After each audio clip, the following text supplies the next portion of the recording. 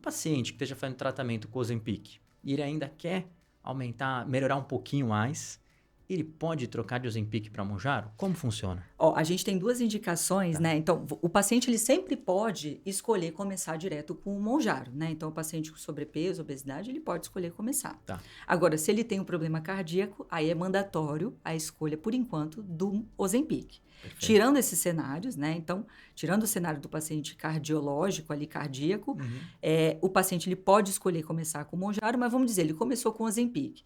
Quando que a gente troca a medicação?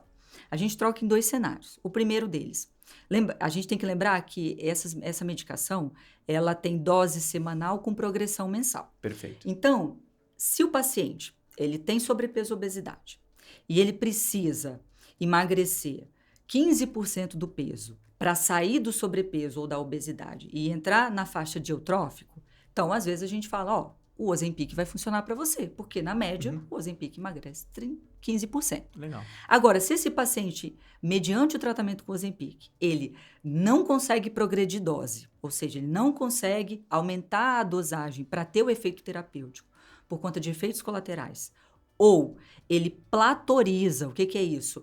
O emagrecimento ele não é uma reta, ele é um platô. Em algum momento, quanto mais você se afasta do peso original, mais lento é o seu emagrecimento. Perfeito. Então, se esse paciente ele platorizar o peso antes de atingir o potencial que ele precisa para sair da obesidade ou do sobrepeso, aí a gente muda também. Então, dois cenários. O paciente que não progride a dose, ele não consegue fazer progressão de dose por efeito colateral, ou o paciente que platorizou antes da hora. Entendi. Aí ele foi mal respondedor. Então, se ele tinha que emagrecer 15%, eu já escolhi o Ozempic sabendo que daria, e ele emagreceu 7% e não consegue melhorar disso, aí a gente faz a troca. Perfeito. Ou senão o paciente já começa direto com o Mounjaro, não tem problema nenhum. Tá. Existe isso também, ou seja, hoje em dia, com a disponibilidade do medicamento, se quiser, dá até para começar com o Mounjaro. Dá para começar com o Mounjaro, não tem problema nenhum. Só no caso do paciente cardíaco Sim. que a gente vai escolher o Ozempic. Legal. Os outros cenários, se for cenário de tratamento de obesidade ou de sobrepeso,